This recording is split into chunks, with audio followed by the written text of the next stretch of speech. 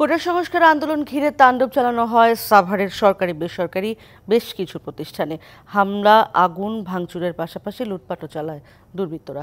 সবচেয়ে বেশি ক্ষতিগ্রস্ত উপজেলা পশু হাসপাতাল, পুড়িয়ে দেওয়া হয় ভ্যাকসিনও।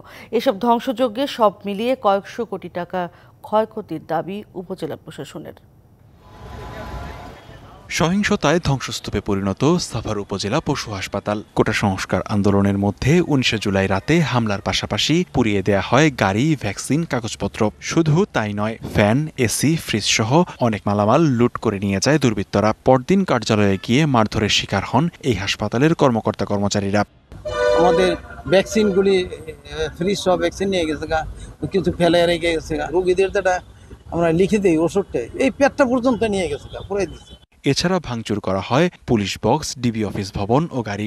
হামলা থেকে বাদ যায়নি বেসরকারি বিভিন্ন প্রতিষ্ঠানও। জ্বালিয়ে দেয়া হয় 4টি বাস, 1টি ট্রাক, 2টি প্রাইভেট কার ও 1টি অ্যাম্বুলেন্স।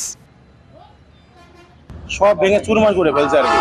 এই দিনের যে বিভৎস ব্যাপার, এটা আসলে বললে খুবই কষ্ট দেয় আর কি, কষ্ট লাগে। এক গ্রুপ আমার গাড়ি থামাইতেছিল যে ভাঙিস না, এটা অ্যাম্বুলেন্স, ডাক্তার আছে, কিন্তু আর এক গ্রুপ বেদারক ভাবে পিটাই আমার গাড়িটা একেবারে করে দিয়েছে। সাভারে এমন তাণ্ডবে ক্ষতি কয়েকশো কোটি টাকার সম্পদের। কারফিউ জারি ও সশস্ত্র বাহিনী মোতায়েনে ধীরে ধীরে শান্ত হতে থাকে পরিস্থিতি।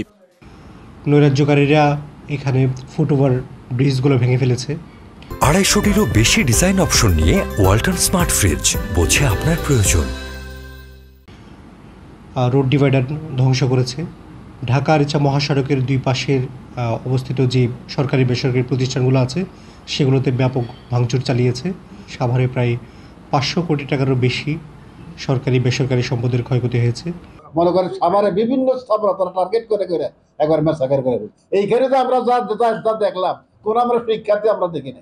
সামনে কিছু লোকজন দিতে সব অপরিচিত, আমরা কেউ চিনি না। সাভারে যেই নৈরাজ্যটা সৃষ্টি করা হয়েছে মূলত হচ্ছে বাংলাদেশের উত্তর অঞ্চল থেকে ঢাকাকে বিচ্ছিন্ন করার জন্যই করা হয়েছে। কে কার পারপাস সার্ভ করেছে এগুলো আমরা দেখবো না। তারা অপরাধ করেছে আইন অনুযায়ী, সেই আইন অনুযায়ী তাদের বিরুদ্ধে ব্যবস্থা হবে। সহিংসতার এসব ঘটনায় এখন পর্যন্ত ঢাকা জেলায় মামলা হয়েছে 19টি, গ্রেপ্তার 200-র বেশি। DBC news desk.